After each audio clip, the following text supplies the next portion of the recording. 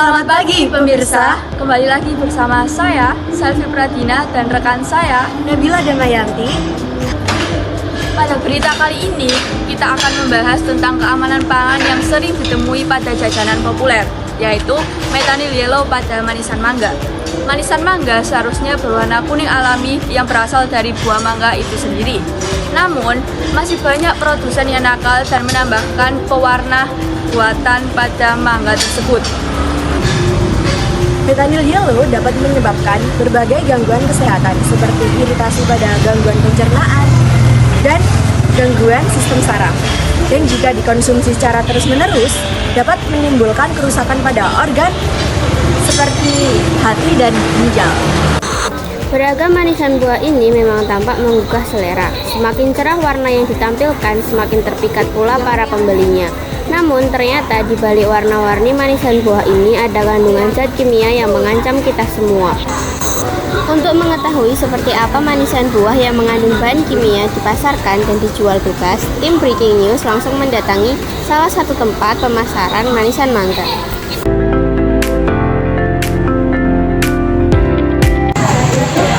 Halo semuanya, saya sedang ada di salah satu toko. Hari ini saya mau menunjukkan salah satu kebiasaan masyarakat yang kelihatannya sepele, tetapi cukup bahaya bagi kesehatan. Pada video ini, terlihat seorang ibu sedang memilih mangga dan manisan yang tampak segar dengan warna yang menarik. Namun, warna cerah pada manisan tidak selalu berasal dari bahan alami. Sebagian pedagang masih menambahkan pewarna sintesis seperti metanil yellow untuk membuat manisan terlihat lebih menggugah selera. Pewarna ini sebenarnya dilarang digunakan dalam makanan karena berpotensi membahayakan kesehatan apabila dikonsumsi terus-menerus. Selain itu, beberapa produk manisan juga bisa mengandung zat aditif lain yang digunakan untuk mempertahankan warna, rasa, atau daya simpan. Kondisi seperti ini membuat konsumen perlu lebih berhati-hati dalam memilih makanan yang mereka beli. Tampilan yang menarik belum tentu aman, sehingga mengenali ciri-ciri warna sintetis dan mengetahui resiko dari zat aditif menjadi hal yang penting.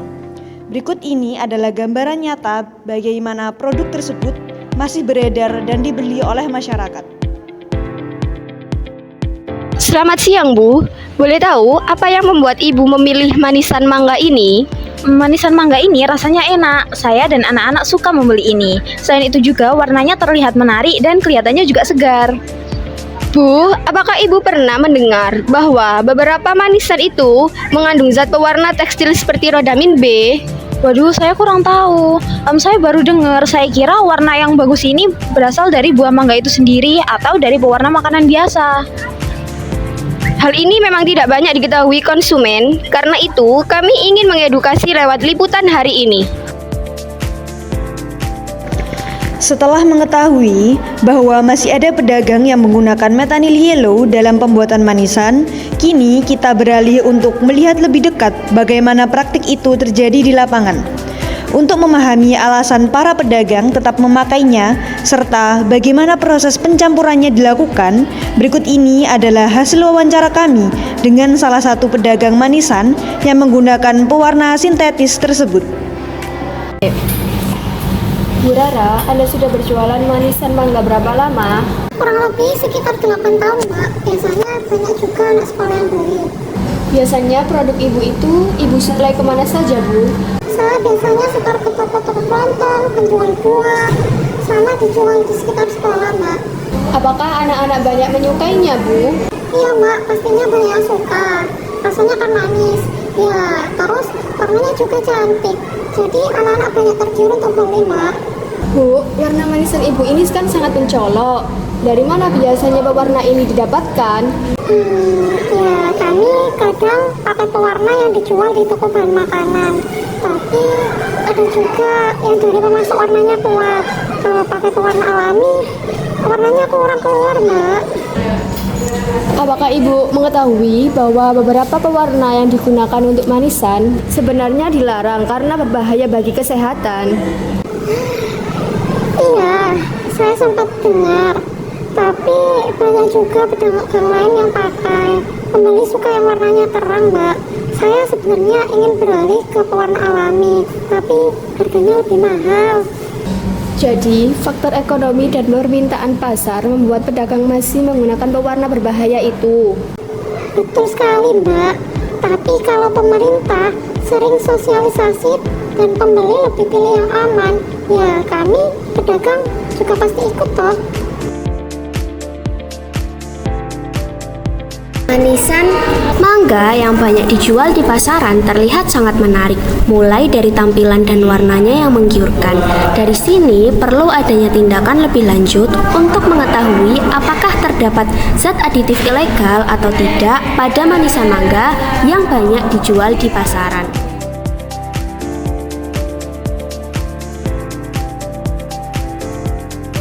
Mari kita saksikan uji lab yang dilakukan oleh beberapa ahli lab.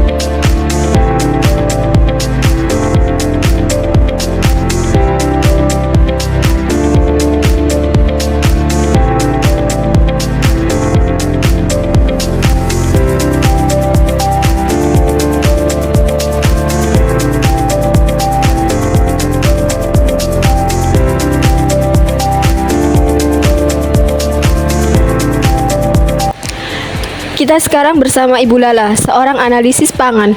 Bu, bisa dijelaskan apa saja temuan terkait manisan mangga yang mengandung zat aditif berbahaya?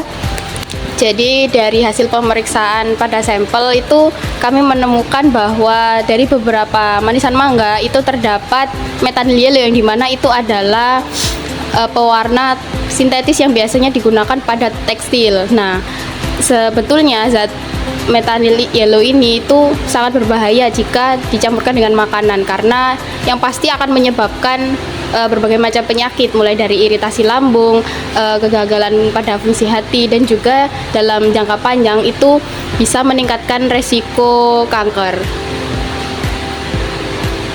Bagaimana cara masyarakat mengenali manisan mangga yang berbahaya?